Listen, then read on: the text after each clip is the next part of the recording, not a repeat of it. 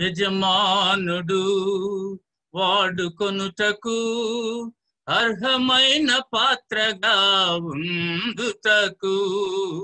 యజమానుడు వాడుకొనుటకు అర్హమైన పాత్రగా ఉందుటకు. జీవితాంతం పోరాడు, అలసిపోకు ఏనాడు.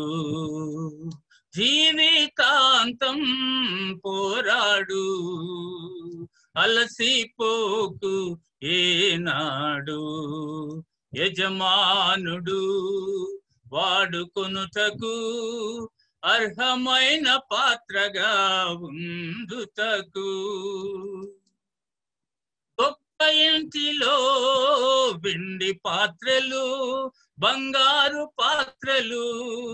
గొప్ప ఇంటిలో వెండి పాత్రలు, బంగారు పాత్రలు.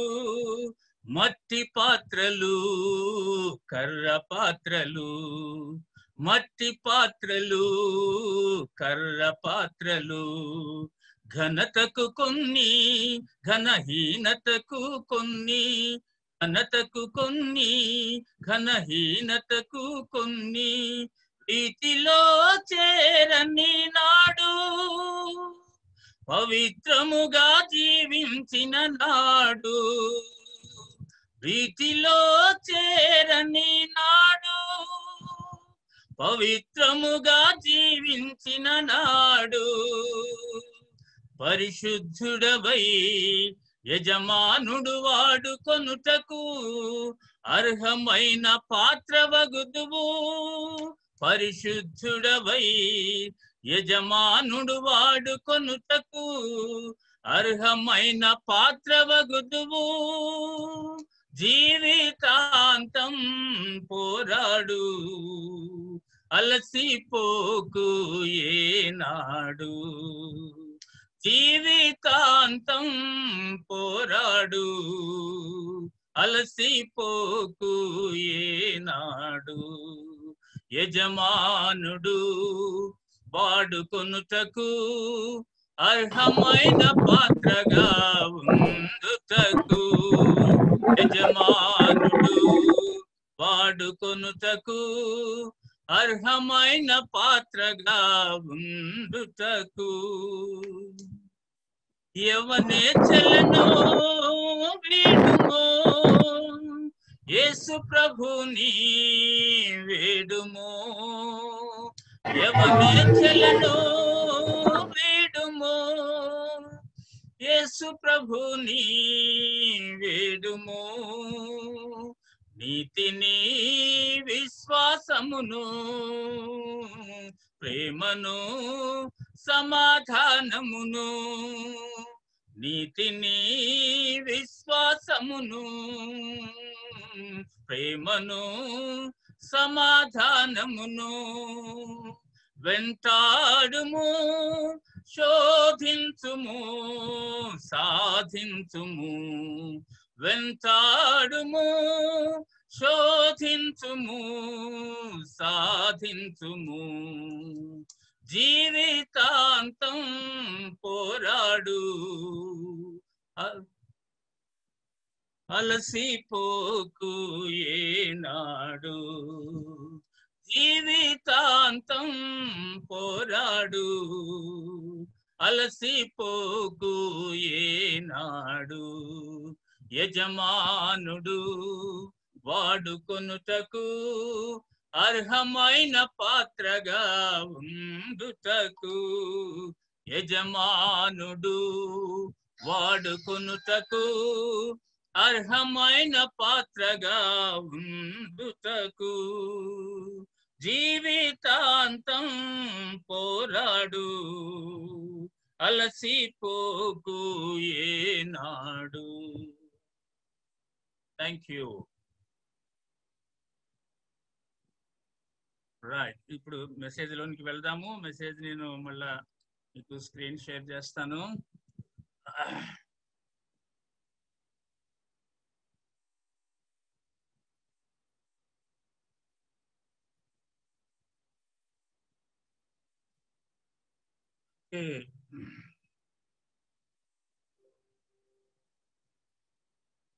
మొట్టమొదటిగా నేను కొన్ని ప్రశ్నలు మీ ముందుకు తీసుకొని వస్తూ ఉంటున్నాను. ఇలాంటి ప్రశ్నలు సాధారణంగా మీరు ఎప్పుడైనా వేసుకున్నారా, లేదా మీకు ఎప్పుడైనా వచ్చినవా? మొదటి ప్రశ్న, నేను మారు మనసు పొందానా అని మీరు ఎప్పుడన్నా తలంచారా? మీకేమనే ఆన్సర్ వచ్చింది? ఇలాంటివి మీరు తెలుసుకుంటే బాగుండు అనేటువంటిది నా ఉద్దేశం.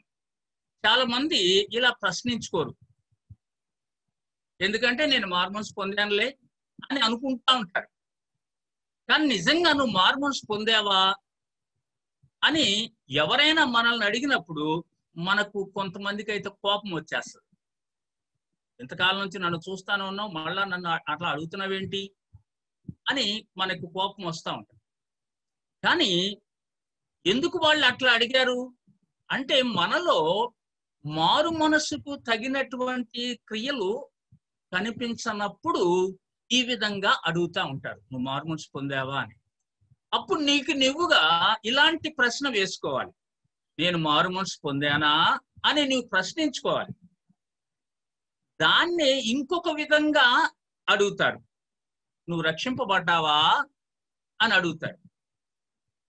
ఇవన్నీ కూడా మారు మనసు, రక్షణ, ఇవన్నీ పర్యాయ పదాలుగా చూస్తాం మనం. అయితే డిఫరెంట్ మీనింగ్స్ మనకి కనిపిస్తూ ఉండొచ్చు. నేను రక్షింపబడ్డానా అనేది నువ్వు ఎప్పుడైనా ఆలోచించావా? అయితే నీకేమైనా ఆన్సర్ వచ్చింది?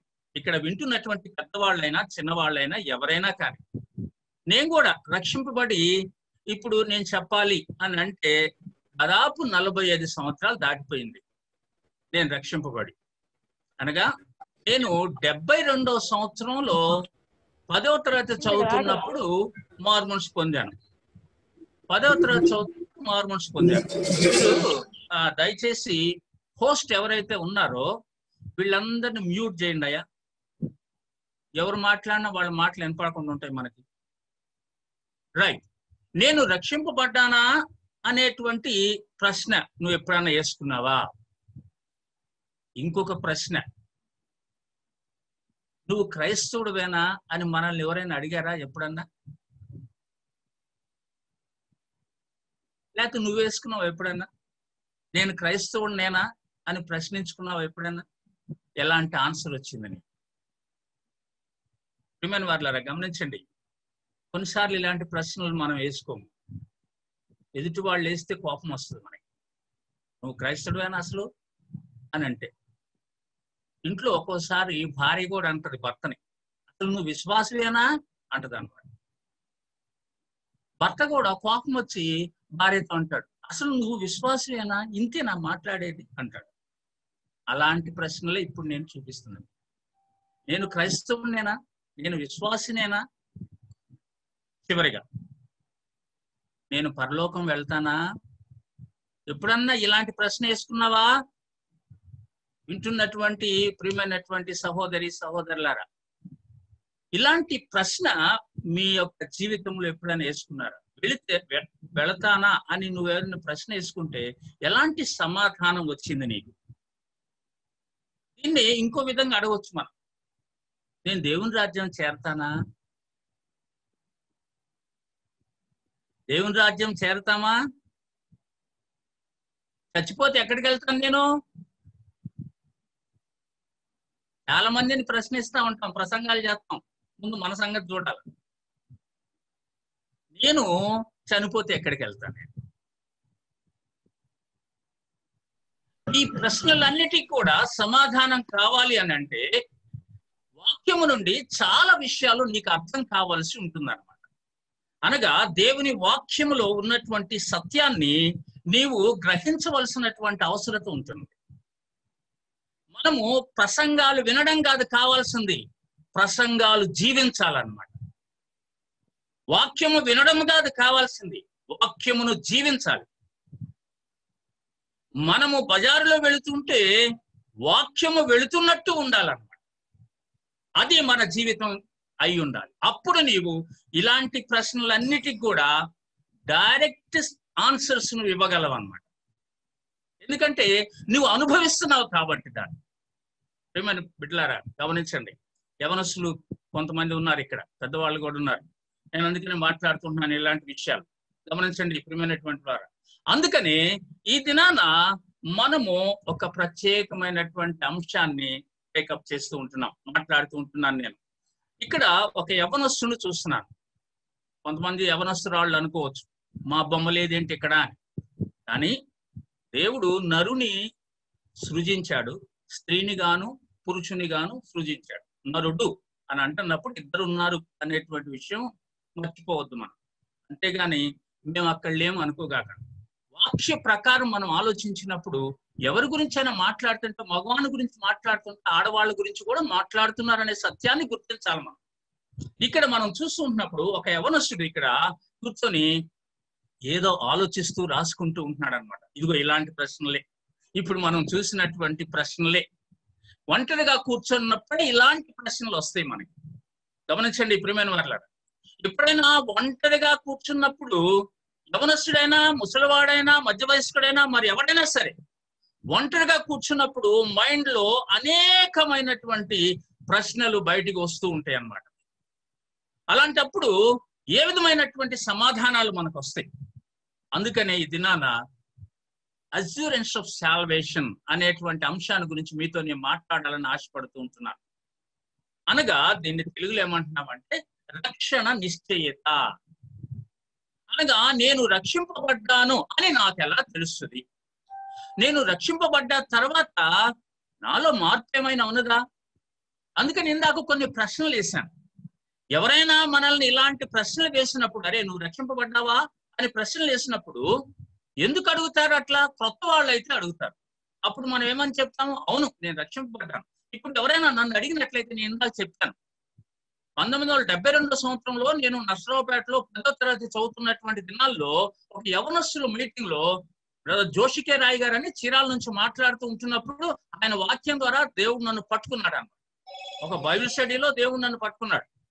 అప్పటి నుంచి దేవుని కొరకు సాక్షిగా ఉండటానికి దేవుడు కృప చూపిస్తూ ఉంటున్నాడు. గమనించండి ప్రియమైన వాళ్ళ.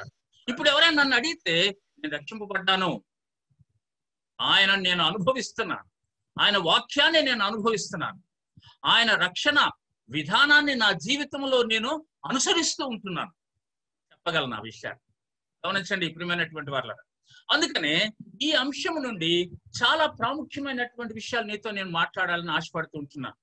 నెంబర్ 1, మొదటిది ఏంటంటే యేసు ప్రభు వారు అసలు ఈ లోకంలోనికి వచ్చినప్పుడు మొట్టమొదట ఆయన ఏమి ప్రకటిస్తూ వచ్చాడు, దేని గురించి ప్రకటిస్తూ వచ్చాడు? నేను కొద్దిగా త్వరగా మాట్లాడుతూ వెళ్తూ ఉంటాను. గమనించండి ప్రియమైన వాళ్ళారా, మీరు ఇది రికార్డ్ చేసుకుంటూ ఉంటున్నారు అనుకుంటున్నాను. నేను రికార్డ్ చేసుకుంటున్న అందువలన మీరు తర్వాత కూడా వినవచ్చు ఎవరైనా. రైట్. కాలము సంపూర్ణమైనది, దేవుని రాజ్యము సమీపించి ఉన్నది, మారు మనసు పొంది సువార్తను నమ్ముడి. ఇది యేసు ప్రభు వారు మొట్టమొదటిగా తన యొక్క సువార్తను ప్రారంభించేటప్పుడు మాట్లాడుతున్నటువంటి సందేశంగా చూస్తాం మనం. మార్కు సువార్త 1వ అధ్యాయం 15వ వచనంలో చూస్తాం మనం. గమనించండి ప్రియమైనటువంటి వాళ్ళు. కాబట్టి దేవుని యొక్క రాజ్యము సమీపిస్తూ ఉంటున్నది. ఎప్పుడు చెప్పాడు ఈ మాట? దాదాపు 2000 సంవత్సరాల క్రితం చెప్తున్నటువంటి మాట. ఇప్పటికి కూడా అదే విషయాన్ని మనం బోధిస్తూ ఉంటున్నాం. దేవుని రాజ్యము సమీపించుతున్నది, మారు మనసు పొందండి అని చెప్తూ ఉంటున్నాం. గమనించండి, అంటే ప్రతి ఒక్క మానవుడు మారు మనసు పొందవలసినటువంటి అవసరత ఉంటున్నది. చిన్న పెద్ద ఎవరైనా కానీ, ముసలి ముతక ఎవరైనా కానీ మారు మనసు పొందాలి, అనగా మనస్సుని మార్చుకోవాలి అనేటువంటిది యేసు ప్రభు వారు మొట్టమొదటి నుంచి చెప్పుకుంటూ వచ్చినటువంటి. ఆయన మత మార్పిడి గురించి మాట్లాడలేదు సుమా, మతి మార్పిడి గురించి మాట్లాడాడు. నీ మతిని మార్చుకున్నట్లయితే నీ జీవిత విధానమే మారిపోతుంది అని మాట్లాడాడు. గమనించండి ప్రియమైనటువంటి వాళ్ళారా, ఈ దినాల్లో చాలా మంది అనుకుంటున్నారు ఈ క్రైస్తవులు మత మార్పిడి గురించి మాట్లాడుతూ ఉంటున్నారని. కాదు, మతి మార్పిడి గురించి మాట్లాడుతున్నారు. అనగా నీ మనస్సు మార్చుకోవాలి, నీ ఆలోచన విధానంలో మార్పు రావాలి. ఒకనాడు ఆ విధంగా నీ జీవితంలో జరిగిందా? ఆలోచించు. ఏదైనా ఒకనాడు నీ జీవితంలో అది జరిగితేనే నువ్వు మారు మనసు పొందావు అనేటువంటిది నీకు అర్థమవుతుంది. అందుకనే ఒకానొక సమయంలో ఒక ధర్మశాస్త్ర పండితుడు యేసు ప్రభు వారి దగ్గరికి వచ్చాడు. చాలా రాత్రి సమయంలో వచ్చారు. ఎవరైనా యూదులు చూస్తారేమోనన్న భయంతో రాత్రులు వచ్చాడనమాట. ఆయన దగ్గరికి వచ్చేసి క్రొత్తగా జన్మించేటువంటి విషయాన్ని గురించి ఆయన ద్వారా నేర్చుకున్నాడు. అప్పుడు యేసు ప్రభు వారు, నువ్వు ధర్మశాస్త్ర పండితుడు గారు, ఈ సంగతి లేదా అన్నాడు. అందుకని ఒకడు క్రొత్తగా జన్మించితేనే దేవుని రాజ్యమును చూడలేడు అని చెప్పారు. ఏమిటి క్రొత్తగా జన్మించడం ఏంటి? ఎలా జన్మించగలడు ఆయన అడుగుతాడు ఆ ధర్మశాస్త్ర పండితుడు. మళ్ళా స్త్రీ గర్భంలోనికి వెళ్ళి మరలా జన్మిస్తాడా ఈ మానవుడు? కాదు కాదు. మరి అయితే దేవుడు మాట్లాడుతుందండి, ఎందుకు తిరిగి జన్మించాలా, లేదా ఎందుకు క్రొత్తగా తిరిగి జన్మించాలా మనము? ఈ విషయాలు త్వరగా మాట్లాడుకుంటూ వెళ్దాం. ఎఫెసీయులకు రాసినటువంటి పత్రికలో చూడండి దయచేసి, ప్రియమైనటువంటి వారులారా. మీరు చదవనక్కర్లేదు, నేను వాక్యాలు పెట్టాను కాబట్టి ఇక్కడ మీరు చూసుకుంటా వెళ్ళండి. వాక్యం తీసి చూడండి. ఎఫెసీయులకు రాసిన పత్రిక 2వ అధ్యాయం 1వ వచనంలో మీరు చూసినట్లయితే, మీరు మీ అపరాధముల చేతను పాపముల చేతను చచ్చిపోయి ఉన్నారు మీరు అని పౌలు రాస్తూ ఉంటాడు ఎఫెసీయులకు. గమనించండి ప్రియమైన వారులారా. 1వ అధ్యాయంలో అంతనేమో ఆయన ఆత్మీయ ఆశీర్వాదాల గురించి మాట్లాడుతూ ఉంటాడు అన్నమాట. 2వ అధ్యాయానికి వచ్చేసరికల్లా అసలు ఎలా జరిగింది, నీ ఆత్మీయ ఆశీర్వాదాలు నీకు ఎలా వచ్చినాయి, ఆ విషయాలన్నీ వివరిస్తూ వస్తూ ఉంటాడు. అందుకనే మనము మన అపరాధముల చేత పాపముల చేత చచ్చిపోయి ఉన్నాం మనం అని అంటాడు. అందుకనే తిరిగి జన్మించవలసినటువంటి అవసరం వచ్చింది. మరణించిన వారికి తిరిగి జీవము కావాలి కాబట్టి మరణించిన వారు తిరిగి జన్మించవలసినటువంటి అవసరం ఉంటుంది. మానవుడు పాపము నిమిత్తము అపరాధముల చేతను చనిపోయినటువంటి వాడుగా ఉన్నాడు కాబట్టి జీవము కావాలి మానవుని. కాబట్టి అందుకనే మరణించిన వానికి జీవము కావాలి అని చూస్తున్నాం. నేను ఇక్కడ మానవుని గురించి కొన్ని ప్రాముఖ్యమైనటువంటి విషయాలు మీకు తెలియచేయాలని ఆశపడుతూ ఉంటున్నాను. మానవుడి గురించి మనం ఆలోచిస్తుంటున్నప్పుడు తెస్సలోనికైలకు రాసినటువంటి మొదటి పత్రిక 5వ అధ్యాయము 23వ వచనంలో మనం చూసినట్లయితే, మానవుడు ఈ 3 విషయాలతో కలిసి ఉన్నాడు అనమాట. అనగా మానవునిలో ఏమేమి ఉన్నవి అని అంటే, ఆత్మ ఉన్నది, జీవం ఉన్నది, శరీరము కూడా ఉన్నది అనేది చూస్తున్నాం. శరీరం ఎందుకున్నది? ఈ ఆత్మయు ఈ జీవమును ఈ శరీరంలో ఉన్నంత కాలమే ఈ శరీరానికి విలువ ఉంటది. ఈ శరీరము ఈ విధంగా శక్తి కలిగి నిలబడుద్ది, మాట్లాడగలుగుతుంది అన్నమాట. అందుకనే దేవుడు ఆత్మయు జీవమును శరీరమును కూడా ఇచ్చాడు, మట్టితో నిర్మించబడినటువంటి శరీరం. అందుకనే గమనించండి ప్రియమైన వారు, మొదటిది మనం చూస్తున్నటువంటిది మానవుల్లో పదార్థము అయినటువంటిది ఉన్నదన్నమాట. పదార్థం అయినటువంటిది అనగా మనం పట్టుకుంటే పదార్థాన్ని స్పర్శ తగులుద్దు మనకి, కానీ ఆత్మకు జీవముకు పదార్థం కాదది. అందుకని పదార్థమైనటువంటి దాన్ని చూస్తున్నాం. ఆ తర్వాత పదార్థము కానిది కూడా ఉన్నది మనలో. అనగా పదార్థాన్ని పట్టుకుంటే మనకి స్పర్శ ఉంటది, కానీ పదార్థము కానిదేంటి? ఆత్మయు జీవమును. దాన్ని నువ్వు చూడలేవు, పట్టుకోలేవు. ఎవరైనా చనిపోయారు అని అంటంతోనే శరీరం ఏడే ఉంటది, పదార్థం ఉంది, కానీ పదార్థము కానిది మనలో ఉన్నటువంటి ఆత్మయు జీవమును మన నుంచి వేరైపోతుంది అనమాట. గమనించండి ప్రియమైనటువంటి వారు. అందుకని పదార్థమైనటువంటిది ఏంటంటే ఫ్లెష్, శరీరము అని చూస్తున్నాం మనం. మరి పదార్థము కానిదేంటి? ఆత్మయు జీవమును అనేది చూస్తున్నాం మనం. గమనించండి, శరీరము దేనికి సాదృశ్యముగా ఉంటున్నది అని అంటే, వాక్యమును మనం స్టడీ చేస్తూ ఉంటున్నప్పుడు పాప స్వభావము శరీరంకు సాదృశ్యముగా ఉంటుంది. మనలో ఉన్నటువంటి పాప నైజము అన్నమాట. గమనించండి, మనము పత్రికలు బాగా చదువుతూ ఉంటే పౌలు రాసినటువంటి పత్రికలు కానీ అవగాహన ఉంటుంది మనకి, శరీర స్వభావాన్ని గుర్చినటువంటి అవగాహన అన్నమాట. అందుకనే ఇక్కడ మనం చూస్తూ ఉంటున్నాము పదార్థము కానిది మరి దేనికి సాదృశ్యముగా ఉంటున్నది అంటే ఆత్మ దైవ స్వభావమునికి సాదృశ్యముగా ఉంటాడు. ఎందుకనంటే మనిషిని మట్టితో నిర్మించిన తరువాత నాసికా రంధ్రాల నుండి జీవవాయువును ఊదగా నరుడు జీవించేటువంటి ఆత్మ అయిపోయాడు. దేవుని వాక్యంలో ఆ విధంగా మనం చదువుతూ ఉంటాం. కాబట్టి ఈ నాసికా రంధ్రాల నుంచి ఆయన ఆత్మను అనగా ఆయన యొక్క ఊపిరిని మనలో ఉంచినట్టు మనం చూస్తాం. అది ఆయన ఇచ్చినటువంటి ఆత్మ అన్నమాట. అందుకని దైవ స్వభావము అంటున్నాం దేవుని ఆత్మను గుర్చినటువంటి విషయం వచ్చినప్పుడు. తర్వాత జీవము దేనికి సంబంధించినటువంటిది అని అంటే ఆలోచన విధానము, మన భావోద్రేకాలు, వీటిని జీవముతో పోలుస్తూ ఉంటున్నాం మనం. గమనించండి ప్రియమైనటువంటి వారు. కాబట్టి ఇక్కడ మనము అర్థం చేసుకుంటున్నటువంటి విషయాలను బట్టి అసలు పాపం అంటే ఏంటి నేను త్వరగా చెప్పుకుంటూ వెళ్తాను. అందుకనే ఇవన్నీ కూడా మీలో చాలా మందికి తెలుసు, నాకు తెలుసు. కానీ కొంతమందికి తెలియనటువంటి వారికి ఇవన్నీ నేను నేర్పించాలని ఆశపడుతూ ఉంటున్నాను. ఒక సిస్టమేటిక్ వేలో మన రక్షణ ఎలా జరిగింది, మనలో ఏ విధంగా పరిశుద్ధాత్మ దేవుడు మనలోనికి వచ్చాడు, మనం ఎలా రక్షింపబడ్డాం, మన పాపాలు ఎలా క్షమించబడ్డాయి, అసలు పాపం అంటే ఏంటి. అందుకని వాట్ ఈస్ సిన్, పాపం అనగా ఏంటి గమనించండి. బైబిల్ నిర్వచనాలు మీరు గమనించినట్లయితే మొదటిగా రోమిలకు రాసినటువంటి పత్రిక 14వ అధ్యాయం 23వ వచనంలో ఏముంటుందంటే విశ్వాస మూలము కానటువంటిది పాపము అని అంటాడు. త్వరగా వెళదాం. అపనమ్మకము పాపం అన్నమాట. అంటే దేని గురించినటువంటిది? రోమా పత్రిక మనం చదువుతూ ఉంటున్నప్పుడు మొదటి నుంచి కూడా దేవుడు ఏమై ఉన్నాడు, అసలు మానవుడు ఏమై ఉంటున్నాడు, దేవుడు మానవునికి ఉన్నటువంటి సంబంధం ఏంటి, మానవులందరూ ఏమై ఉంటున్నారు, అసలు దేవుడు మానవ జీవితంలోనికి ఏ విధంగా వచ్చేసాడు, అసలు ఇవన్నీ చాలా చక్కని వివరణ మనం చూస్తాం అన్నమాట. అదే సమయంలో పాపమును కూర్చున్నటువంటి వివరణ కూడా చాలా చక్కగా ఇస్తాడు. విశ్వాసి పాపమును ఏ విధంగా కలిగి ఉంటున్నాడు, అవిశ్వాసి పాపమును ఏ విధంగా కలిగి ఉంటున్నాడు, అవిశ్వాసిలో పాపం యొక్క స్వభావం ఎలా ఉంటుంది, విశ్వాసిలో పాపం యొక్క స్వభావం ఎలా ఉంటుంది, ఇవన్నీ కూడా చాలా చక్కగా మనకి అధ్యాయాలుగా వివరిస్తూ ఉంటున్నట్లు మనం చూస్తాం. అందుకని ఇక్కడ అపనమ్మకం దేని గురించి అంటే దేవుడు ఉన్నాడు అని ఈ సృష్టిని అంతటిని గురించి కూడా ఆలోచించడం వలన నీకు అర్థమవుతా ఉంటుంది. నువ్వు నమ్మకపోతే అది నీ జీవితంలో పాపం. దేవుడు ఉన్నాడని అనేక విషయాల ద్వారా నువ్వు తెలుసుకుంటున్నా కానీ నువ్వు నమ్మకపోతే అది నీ జీవితంలో పాపం. అపనమ్మకము పాపం అనగా ఏది మనకి బయలుపరచబడాలో అదంతా కూడా దేవుడు తాను మనకు బయలుపరుచుకున్నాడు. గమనించండి ప్రియమైన వాళ్ళ, తను ఏమై ఉంటున్నాడో మానవునికి బయలుపరుచుకున్నాడు.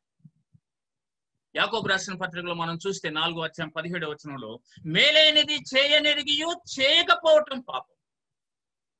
మీకు ఏది మంచి ఏది చెడు తెలియదా? కొంతమంది అంటారు నేను తెలియక చేశానండి అంటారు. వద్దులే, దొంగ మాటలు అవన్నీ కూడా. తెలియక ఎవడు చేయడు, తెలిసే చేస్తాం మనం పాపం. అబద్ధం ఆడుతున్నాం, అది తప్పని తెలియదా? తెలుసు మనకి. చెడ్డ చూపులు చూస్తూ ఉంటాం, తప్పని తెలియదా మనకి? తెలుసు. నాకు తెలియదండి అనగాకండి. చాలా మంది అంటుంటారు తప్పించుకోవటానికి నాకు తెలియదండి. తెలియదు కాదు, తెలిసే. ఎందుకంటే మన నిజ స్థితి మన మనస్సాక్షిని అడిగితే మనకు అర్థమైపోతా ఉంది. అర్థం చేసుకోండి ప్రియమైనటువంటి వాళ్ళ, మేలైనది నీకు తెలుసు, నువ్వు చెయ్యటం లేదు, అది నీ జీవితంలో పాపం అన్నమాట.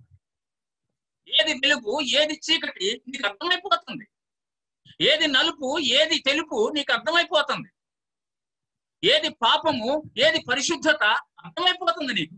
ఇంకా తెలియదంటావేంటి? మేలైనది నెరిగియు చేయకపోవటం పాపం. ఆ తర్వాత యోహాను పత్రికలో మనం చూస్తే మొదటి పత్రికలో 3వ అధ్యాయం 4వ వచనంలో ఆజ్ఞాతిక్రమమే పాపము అని అంటాడు. అంటే రూల్ ని బ్రేక్ చేయటం అన్నమాట. ఏదైనా ఒక రూల్ పెట్టినప్పుడు ఆ రూల్ ని బ్రేక్ చేయటం.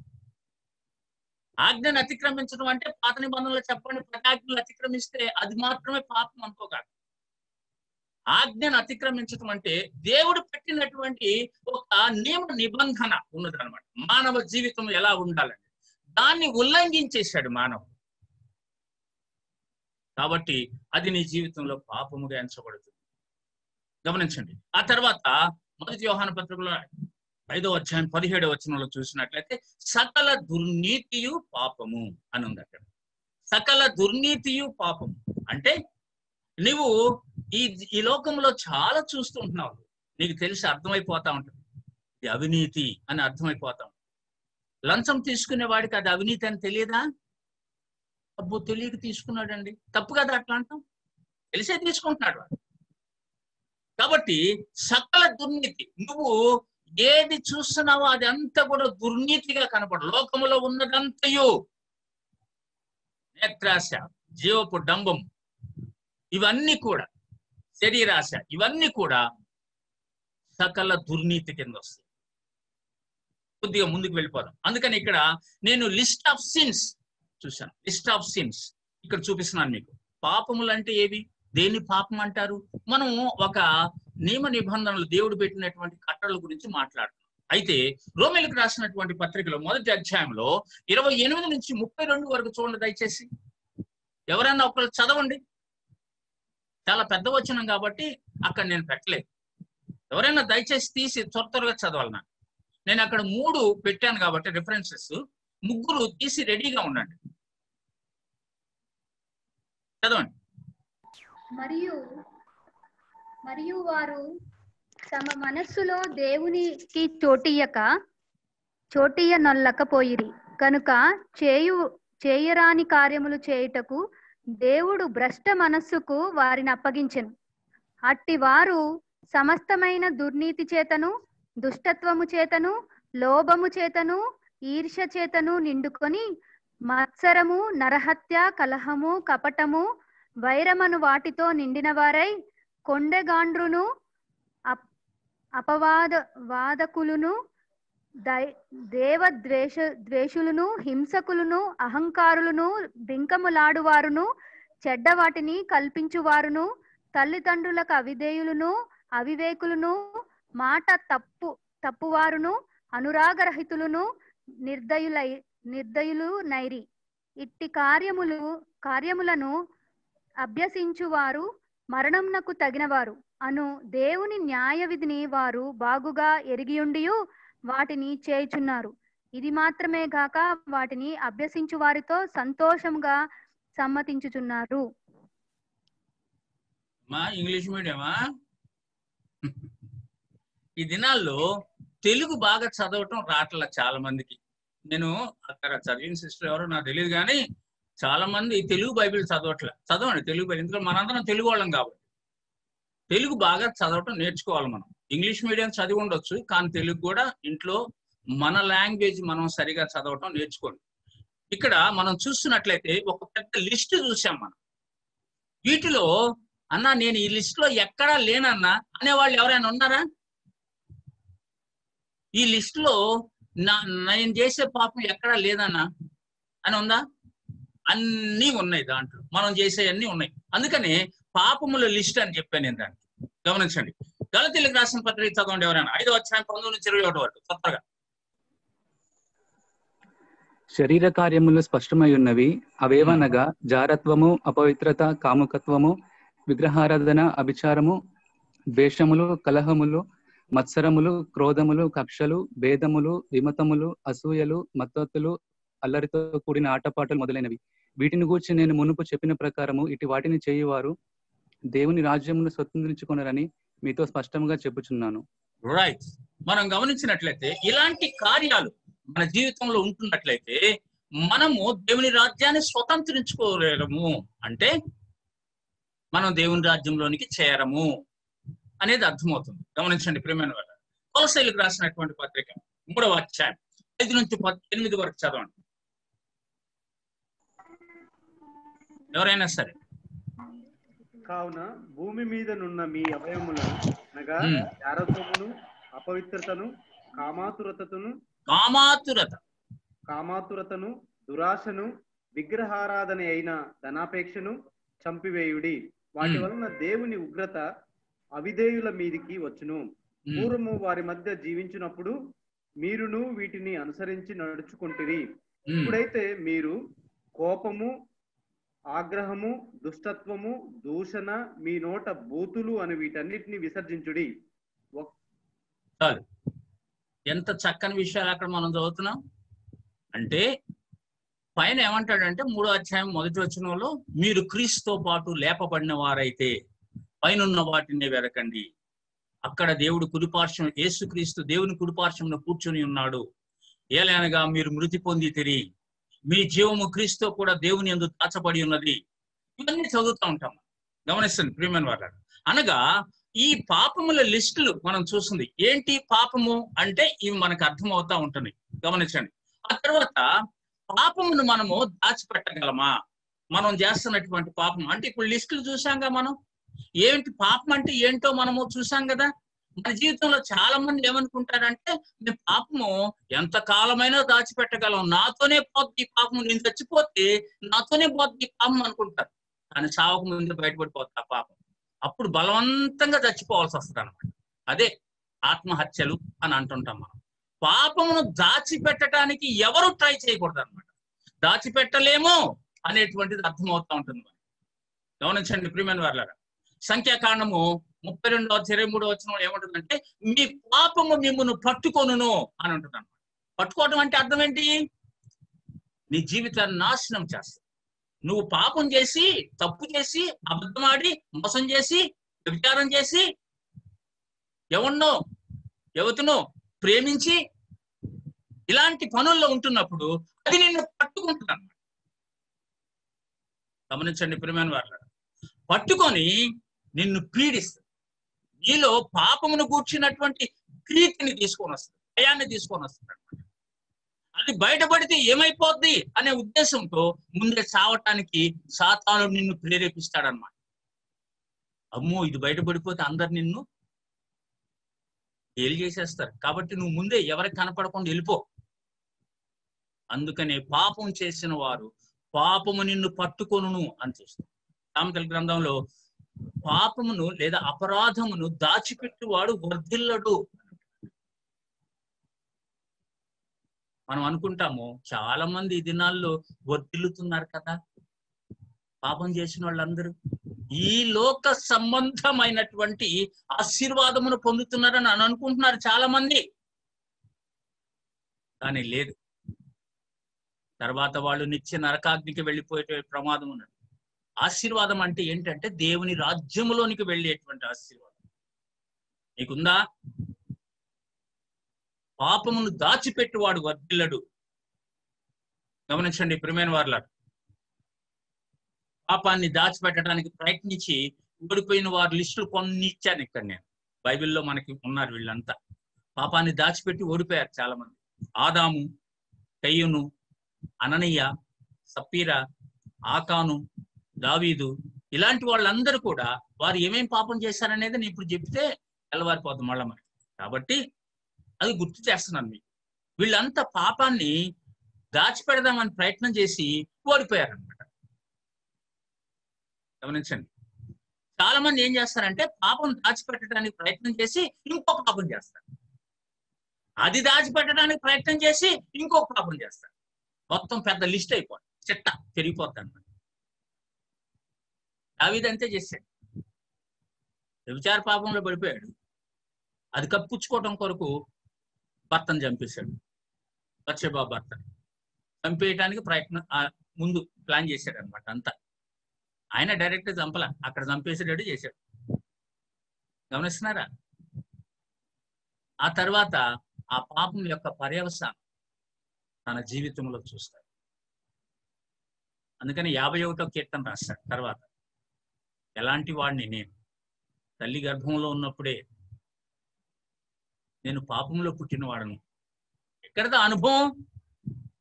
తన జీవితంలో సత్యాన్ని తెలుసుకున్న తర్వాత, దేవుని పరిశుద్ధత ముందుకు వచ్చినప్పుడు, తన నిజస్థితిని అర్థం చేసుకున్నప్పుడు తనకు అర్థమైపోతుంది తను ఏమై ఉన్నాడని. ప్రయత్నించి ఓడిపోయినటువంటి వారు చాలా మందిని చూడొచ్చు. ఇట్లా పాప ఫలితం ఏంటి మరి? రోమీయులకు రాసిన పత్రిక 5వ అధ్యాయం 12వ వచనం గమనించండి. త్వరగా వెళ్ళిపోదాం. రోమా 5:12 ఎవరైనా చదవండి. 6:23 ఇంకొకళ్ళు చదవండి. 5:12 మరియు సున్నతి గలవారికి తండ్రి ఎగుటకు అనగా సున్నతి మాత్రము పొందువారు గాక, మన తండ్రి అయిన అబ్రహాము సున్నతి పొందక మునుపు కలిగి విశ్వాసం యొక్క అడుగుజాడలను బట్టి నడుచుకొనిన వారికి తండ్రి ఎగుటకు అతడు ఆ గుర్తు పొందెను.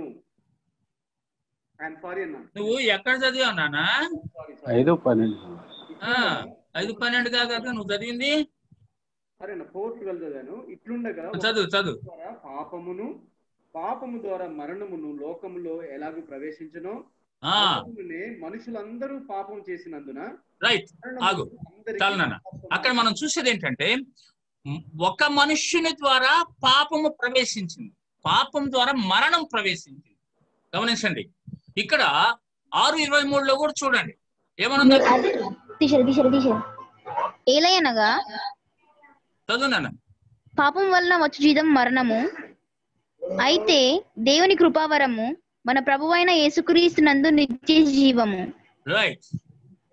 ఏమని చూస్తున్నాం? పాపం వలన వచ్చు జీతము మరణం. అందుకనే నేను ఇక్కడ మరణము 3 రకాలుగా ఉన్నది అనేటువంటి విషయాన్ని మీ ముందుకు తెస్తున్నాను. ఆ వచనాలన్నీ చదివించాను, నేను మీతో వివరిస్తాను, తర్వాత మీరు చదవండి. అంటే మీ స్టడీ కొరకు ఉపయోగకరంగా ఉంటాయని బండి పెట్టాను నేను. శరీర మరణం ఉన్నది. అనగా శరీర మరణం అంటే ఏంటంటే, మనలో ఇందాక మనం చూసాం, ఆత్మ జీవము మనలో కనబడనటువంటిది, పదార్థము కానటువంటిది ఉన్నది. ఈ పదార్థమైనటువంటి శరీరం నుండి పదార్థము కానటువంటిది వేరు చేయబడుతుంది అన్నమాట. ఆత్మ చాలా సార్లు మనం బైబిల్లో చదువుతుంటున్నప్పుడు ప్రాణముగా కూడా కనిపిస్తుంది మనకి, జీవము ప్రాణముగా కూడా కనిపిస్తూ ఉంటుంది మనకి. అనగా ఇదేదో అని చెప్పి వేరేగా అనుకోగాకండి. ఆత్మ జీవము అంటే మనలో దేవుడు తను ఊదినటువంటి ఈ యొక్క ప్రాణము ఉంటుంది కాబట్టి దాన్ని ఆత్మ అని అంటున్నాం అనమాట. గమనించండి. అయితే ఇక్కడ శరీర మరణం అని అంటే, ఈ శరీరం నుండి దేవుడు మనకి ఇచ్చినటువంటి మన ఆత్మ, నిరీక్షణగాడు దీంట్లో ఉన్నాడు, ఈ శరీరంలో ఉన్నాడు. నిరీక్షణగాడు ఈ శరీరంలో ఉండి కొంతకాలం జీవిస్తాడు అనమాట.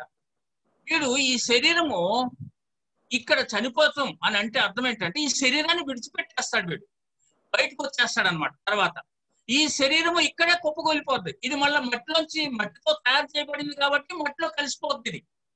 కాబట్టి ఈ శరీరము ఈ ఆత్మ వేరు చేయబడటాన్ని శరీర మరణము అని అంటున్నాం. అందుకనే ఎవరైనా చనిపోయారని అంటంతోనే, ఇప్పుడు నేను చనిపోయాను అనుకోండి, నేను ఇక్కడ బాగానే ఉన్నాను, ఇప్పుడు దాకా మాట్లాడుతాను ఉన్నాను మీతో, నేను చచ్చిపోతే నా శరీరం ఏడే ఉంటుంది, కుప్పగొలిపోద్ది.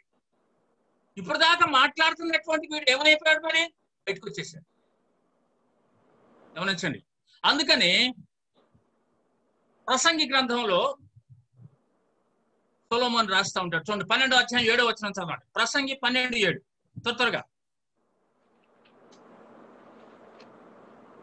ప్రసంగి 12:7. మన్నైనది వెనుకటి వల్లనే మరలా భూమికి చేరును, ఆత్మ దాని దయచేసిన దేవుని యొద్దకు మరలా పోవును. రైట్. సొలొమోను, మహాజ్ఞాని అయినటువంటి సొలొమోను తన అనుభవాన్ని రాస్తూ ఉంటున్నాడు అనమాట. గమనించండి. వీటన్నిటిని కూడా ఆత్మయు జీవమును చంపువానికి భయపడండి, ఈ శరీరాన్ని చంపేవాడికి భయపడొద్దు అంటాడు. అంటే ఎక్కడికి వెళ్తాం మనం? ఈ ఆత్మ, ఈ శరీరం ఎక్కడికి వెళ్తుంది? ఈ శరీరాన్ని వదిలిపెట్టిన తర్వాత దేవుని దగ్గరికి వెళ్ళాలి. కానీ తీర్పులోనికి వచ్చినప్పుడు ఎక్కడికి వెళ్తుంది మరి? దేవుని రాజ్యములోనికి గాని నిత్య నరకాగ్నిలోనికి గాని వెళ్ళేటువంటి ప్రమాదము ఉన్నదన్నమాట. అందుకనే ప్రసంగి కూడా ఏం రాస్తుంటాడంటే, యవనస్తులకు రాస్తూ ఉంటాడు. ప్రసంగి 11వ అధ్యాయం 9వ వచనం చదవండి. 11వ అధ్యాయం 9వ వచనం. యవనుడా, నీ యవనమందు సంతోషపడము, నీ యవన కాలమందు నీ హృదయమును సంతుష్టిగా ఉండనిమ్ము. నీ యవనమందు సంతోషపడు, నీ యవన కాలమందు సంతుష్టిగా ఉండండి నీ హృదయాన్ని. నీ కోరిక చొప్పునను నీ దృష్టి యొక్క ఇష్టము చొప్పునను ప్రవర్తించు. అయితే వీటన్నిటిని బట్టి దేవుడు నిన్ను తీర్పులోనికి తెచ్చునని, నీ ఇష్టానుసారంగా నువ్వు జీవించు, నీ ఇష్టం. అయితే దేవుడు వీటన్నిటిని బట్టి తీర్పులోనికి తెస్తాడు నిన్ను. అదే ఈ ఆత్మీయ మరణం, నిత్య మరణంలో జరిగేది ఏంటంటే, ఈ యొక్క ఆత్మ, ఈ జీవము తీర్పులోనికి రాబోతూ ఉంటుంది. నీ ఆత్మ తీర్పులోనికి రాబోతూ ఉంటున్నాను. గమనించండి. అది ఈ 3 మరణాల గురించి చూస్తున్నాం. అనగా ఈ శరీరం నుండి ఈ ఆత్మ వేరు చేయబడ్డ తర్వాత తీర్పులోనికి వచ్చినప్పుడు నీవు నిత్య నరకాగ్నిలోనికి వెళ్లే ప్రమాదము ఉన్నది. అదే ధనవంతుడు లాజరు స్టోరీ ఎందుకు చెప్పాడు యేసయ్య మనకి అని అంటే, కథ అందుకనే, ఆ కథ చెప్పింది అందుకనే. అయ్యా, దేవుని దగ్గర ఉండేటువంటి ఒక పరిస్థితి ఉన్నది, ఆ తర్వాత నిత్య నరకాగ్నికి వెళ్లే పరిస్థితి కూడా ఉన్నదిరా బాబు అని వివరించాడు అక్కడ మనకి. అక్కడేముంటుంది, ఇక్కడేముంటుంది అనేటువంటిది. పాప ప్రాయశ్చిత్తం జరగాల. అందుకనే మనలో ఉన్నటువంటి ఈ పాపము, దీని ప్రాయశ్చిత్తం జరగాల. అందుకనే దేవుడు ఏం చేశాడనంటే, రక్తము ద్వారా పాపములు క్షమించబడతాయి, రక్తము చిందించబడాలి పాప క్షమాపణకి అని చెప్పుకుంటూ వచ్చినట్టు మనం చూస్తాం. లేవి కాండంలో చూస్తాం అన్నమాట. తర్వాత హెబ్రీయులకు రాసిన పత్రికలో కూడా మనం చదివేది ఏంటంటే, దాన్ని వివరిస్తూ ఉంటాడు ఇక్కడ. అనగా రక్తము చిందించబడకుండా ప్రాయశ్చిత్తం లేదురా బాబు అనేటువంటిది వివరిస్తాడు మనకి. ఫిబ్రవరి రాసిన పత్రికలో 10వ అధ్యాయంలో చూసినట్లయితే 9వ అధ్యాయం అంతా ఈ రక్తం చిందించబడకుండా పాప క్షమాపణ లేదని చెప్పినటువంటి వాడు 9వ అధ్యాయానికి 10వ అధ్యాయానికి వచ్చేసరికల్లా జంతువులది కాదురా బాబు అని చెప్తాడనమాట. మరి ఏది? అందుకనే దేవుని వాక్యంలో మనం చూసినట్లయితే ఎవరి రక్తము ద్వారా విమోచన కలుగుతుందో నీకు అనేది చక్కగా దేవుడు ఒక ప్రణాళికను రచించాడు మనకి. పాపము నుండి విడుదల దేవుని యొక్క ప్రణాళిక ఎలా ఉంది? దుర్మార్గులు మరణం అవటం దేవునికి ఇష్టం లేదు. పాపం చేస్తున్నోడు నిత్య నరకాగ్నికి వెళ్ళటం దేవునికి ఇష్టం లేదు. అందుకని హెస్కేల్ రాసిన గ్రంథంలో 18వ అధ్యాయం 30 నుంచి 32 వచనాలు మీరు చదివినట్లయితే చదవండి. అక్కడ దయచేసి హెస్కేల్ గ్రంథం చూడండి, దయచేసి త్వరగా వెళ్ళిపోదాం. వాస్తవానికి ఈ పాటికి కాకుండా నేను చెప్పండి, చదవండి దయచేసి.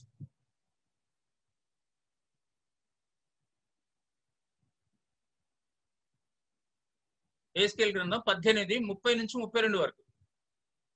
మీలో చాలా మందికి మీ బైబిల్ అలవాటు కాలేదని దీన్ని బట్టి నాకు అర్థమవుతా ఉంది. మీ బైబిల్ మీరు చదవట్లేదు అనేది కూడా అర్థమవుతుంది. రైట్ అయ్యా, ఎవరు చదవరా? నేను చదవనా? చెప్పండి. కాబట్టి ఇశ్రాయేలీయులారా, ఎవని ప్రవర్తనను బట్టి వానికి శిక్ష విధించును, మనసు త్రిప్పుకొని మీ అక్రమములు మీకు శిక్ష కారణములు కాకుండానట్లు వాటినన్నిటిని విడిచిపెట్టుడి. మీరు జరిగించిన అక్రమ క్రియలన్నిటిని విడిచి నూతన హృదయమును నూతన బుద్ధియు తెచ్చుకొనుడి.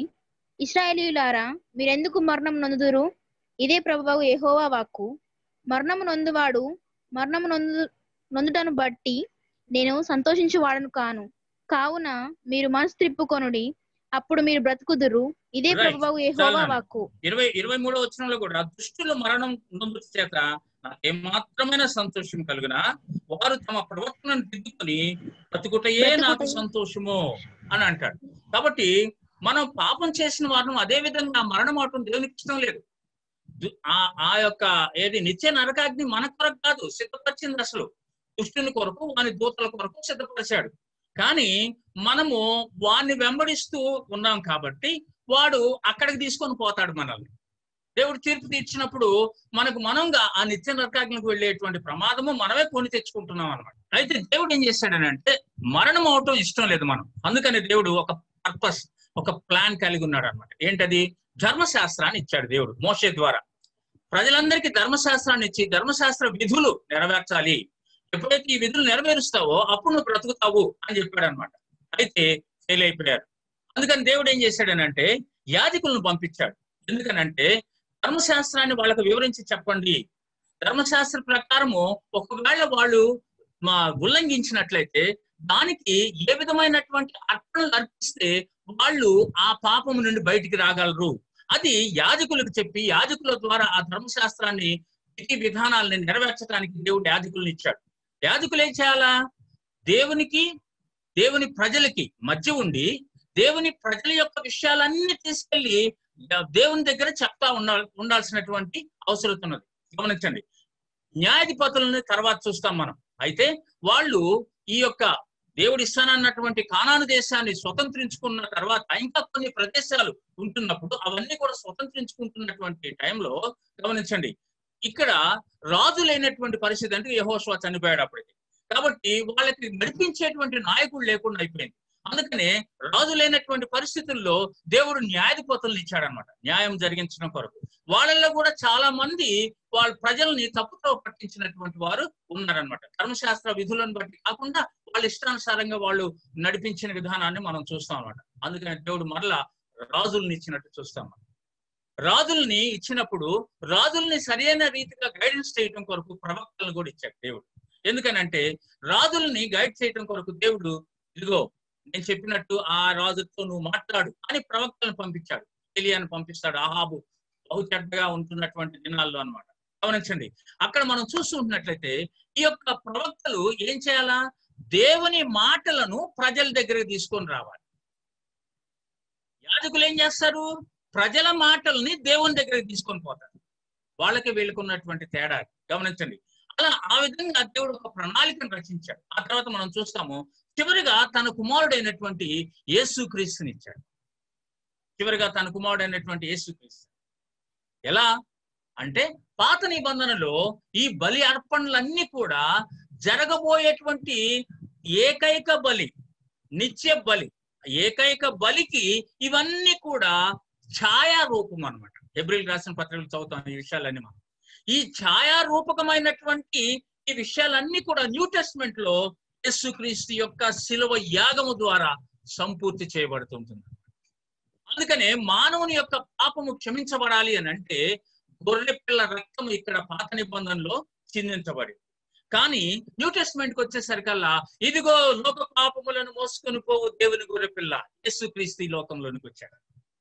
యేసుక్రీస్తు వచ్చి మానవుల పాపం అంతటిని శిలువ మీద భరించి ఆయన శిలువ త్యాగము ద్వారా రక్షణ ఇచ్చాడు.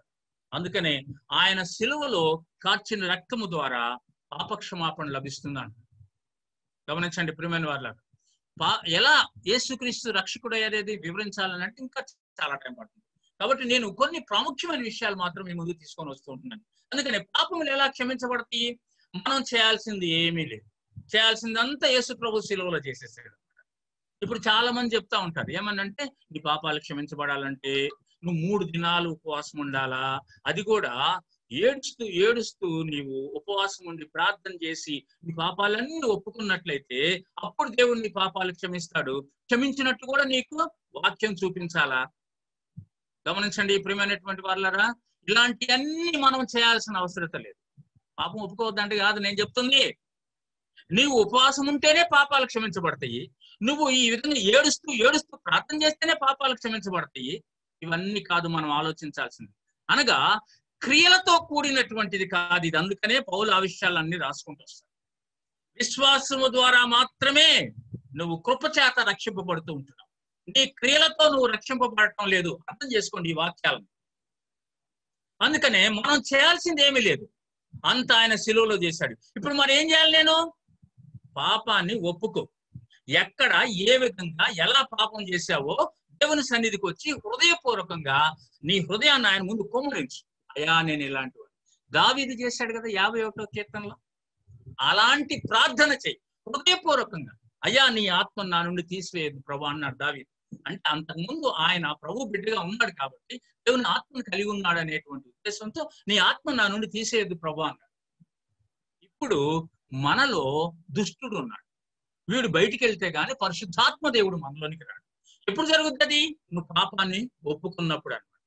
గమనించండి ప్రియమైన వాళ్ళు, నువ్వు పాపాన్ని ఒప్పుకుంటే దేవుడు నీ యొక్క పాపాలు క్షమిస్తాడు.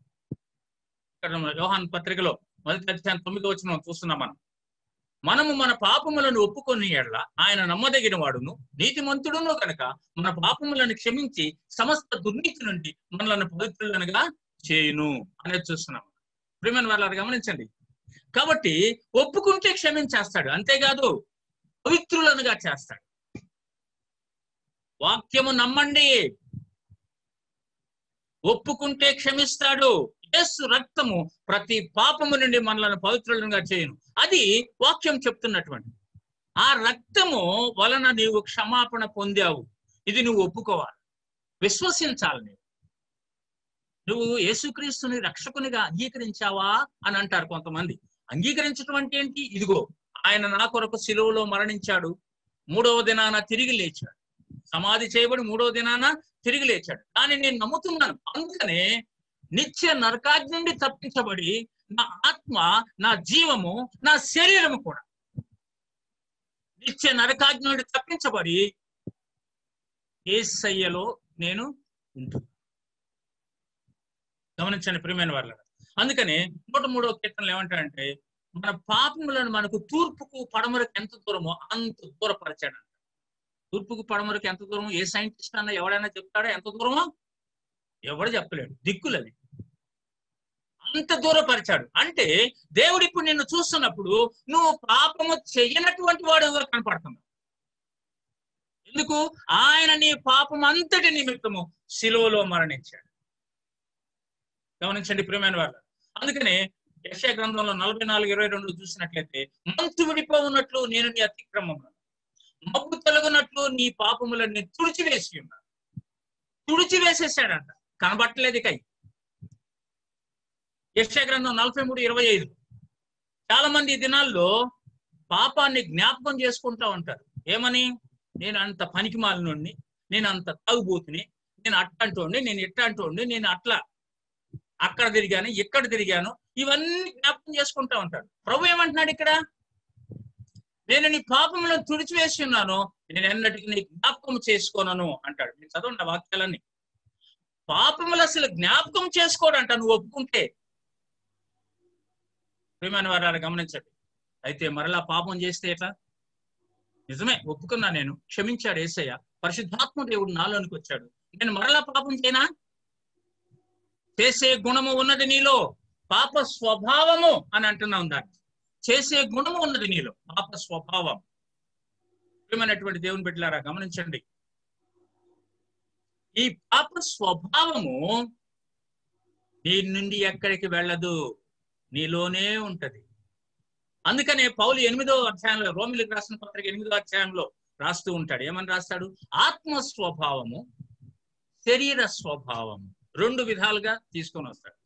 ఇదిగో క్రీస్తునందు ఉన్న వారికి ఏ శిక్షా విధియు లేదు అని మొదటి వచనంలో రాస్తూ, తర్వాత నీలో ఏ స్వభావాలు ఉన్నాయి అనేది చాలా చక్కగా వివరిస్తాడు. ఆత్మ స్వభావము, శరీర స్వభావం, శరీర క్రియలు, ఆత్మ క్రియలు, ఇవన్నీ చూస్తుంటాము. కాబట్టి ఎప్పుడైతే నీవు ఆత్మ స్వభావాన్ని పోషిస్తూ ఉంటావో శరీర స్వభావము బలహీనమైపోద్ది అన్నమాట. శరీర స్వభావము బలహీనమైపోద్ది. గమనించండి ప్రియమైనటువంటి వారులారా, ఆత్మ స్వభావాన్ని పోషిస్తున్నావా, శరీర స్వభావాన్ని పోషిస్తున్నావా? అనగా ఆత్మ స్వభావం పోషించడం అంటే దేవునితో సహవాసం కలిగి ఉంటాం. ఆత్మ ద్వారా, పరిశుద్ధాత్మ దేవుని ద్వారా నీలోనికి వచ్చినటువంటి పరిశుద్ధాత్మ దేవుడు ఆయనతో ఇప్పుడు నీకు సహవాసం ఇస్తున్నాడు మరలా, ఇదివరకు లేని సహవాసాన్ని. అర్థం చేసుకోండి ప్రియమైన వారులారా. అయితే ఇప్పుడు పాపం చేస్తే ఎలా మరి? చేసే స్వభావం ఉన్నదిగా నాలో. అందుకనే గమనించండి, యోహాను పత్రికలో చూడండి దయచేసి తొందరగా. యోహాను పత్రిక, మొదటి పత్రిక 2వ అధ్యాయము మొదటి 2 వచనాలు చదవండి. నా చిన్న పిల్లలారా,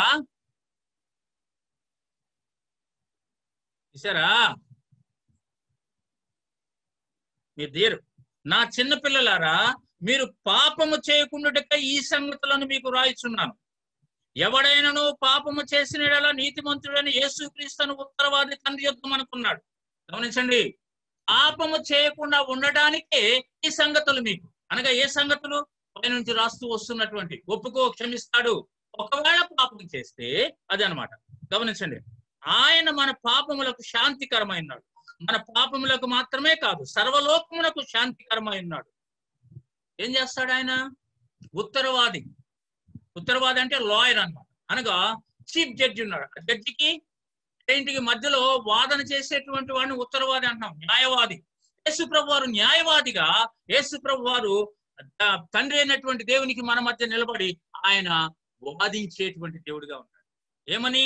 అయ్యా, నువ్వు నన్ను ఈ లోకానికి పంపించావు కదా, ఈ మానవుని కొరకు చనిపోమ్మని. నేను చనిపోయి తిరిగి లేచాను, ఆ కార్యం సంపూర్తి చేశాను, నా రక్తం ద్వారా వాడి పాపాలు క్షమించబడ్డాయి, నేను మరలా చనిపోనుగా ఇక. కాబట్టి వీడు చేసిన పాపం కొరకు, వీడు చేస్తున్న పాపం కొరకు, వీడు చెయ్యబోయే పాపం కొరకు కూడా నేను సిలువలో మరణించాను.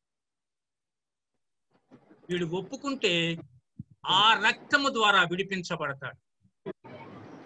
గమనించండి ప్రియమైనటువంటి వాళ్ళ, ఈ విషయాలు మీకు ఇప్పుడు ఒకవేళ కొంత అర్థం కాకపోవచ్చు, కానీ వాక్యాన్ని స్టడీ చేయండి బాగా. చక్కని అవగాహనతో మీరు స్టడీ చేస్తున్నప్పుడు దేవుడు మీతో మాట్లాడుతూ ఉంటాడు. నేను ఇంకా కొన్ని విషయాలు చెప్పుకొని నేను ముగించేస్తున్నాను. మారు మనసు వలన నూతన ఆత్మను పొందుతాం. ఎప్పుడైతే పాపాలు దేవుని సన్నిధిలో ఒప్పుకుంటామో నూతన ఆత్మను పొందుతాం. అందుకని హెజ్కేలు గ్రంథం 36లో చదవచ్చు. మీరు చదవండి దయచేసి. ఆ తర్వాత పరిశుద్ధాత్మ మనలోనికి వస్తాడు, మనలో నివాసం ఉంటాడు. ప్రభు చెప్తాడు, ఆయన వచ్చి మీలో ఉండును, మీతో ఉండును అని అంటాడు. గమనించండి, పరిశుద్ధాత్మ నడిపింపు నిత్య జీవాన్ని తీసుకొని వస్తాడు. ఆయన నిత్య జీవానికి నడిపిస్తాడు అన్నమాట. గమనించండి ప్రియమైన వాళ్ళ. అందుకని దేవుడు ఇక్కడ ఏం చేస్తాడు మనలో అనేది ఆలోచించినప్పుడు మన ఆత్మకు ప్రతిరూపం ఇస్తాడు. అనగా మలినమైనటువంటి మన ఆత్మకు ఆయన పరిశుద్ధాత్మ దేవుని మనలోనికి పంపటం ద్వారా తిరిగి మరలా జీవం పొంది ప్రతిరూపం ఇస్తాడు. ఆయన మన శరీరాన్ని విమోచించి మహిమపరుస్తాడు. ఎప్పుడు జరుగుద్ది ఇది? శరీరం మహిమపరచబడేది ఆయన రాకడ సమయంలో. మన ప్రాణాన్ని, అనగా ప్రాణములు ఏముంది? మనస్సు అన్నా, హృదయం అన్నా, చిత్తం అన్నా, ఉద్రేకాలన్నా, ఇవన్నీ కూడా మనలో ఉన్నాయి. ఇందాక మనం అనుకున్న జీవము అని. ఆ దానిలో ఏమేమి ఉన్నాయి అంటే మన మనస్సు ఉన్నది, హృదయం ఉన్నది, చిత్తం ఉన్నది, ఉద్రేకాలు ఉన్నాయి. ఇవన్నీ కూడా వినూత్న పరిచి పరిశుద్ధపరుస్తాడు. అంతకుముందు పాపం వలన మలినమైపోయింది. గమనించండి, క్రీస్తునందు నూతన సృష్టిగా చేస్తాడు. క్రీస్తునందు నూతన సృష్టిగా చేస్తాడు. కాబట్టి ప్రియమైనటువంటి దేవుని బిడ్డలారా, ఇంకొక విషయం ఉన్నది. నేను ఇంకెప్పుడైనా మీరు అవకాశం ఇస్తే నేను చక్కగా దాన్ని మీకు వివరిస్తాను. ఇప్పటి వరకు ఈ విషయాలు మీరు అర్థం చేసుకోండి. అనగా రక్షింపబడినటువంటి తర్వాత నాకు రక్షణ నిశ్చయిత ఉన్నదా, నేను రక్షింపబడిన తర్వాత ఏంటి నా పరిస్థితి అనేటువంటి చూసినప్పుడు మన పూర్వపు స్థితి ఏంటో చూసాం. మనం రక్షింపబడ్డ తర్వాత పరిశుద్ధాత్మ దేవుడు మనలోనికి వచ్చినటువంటి విషయాన్ని చూసాము. కాబట్టి ఈయన ఏం చేస్తాడు మనల్ని అనేది చూస్తాం.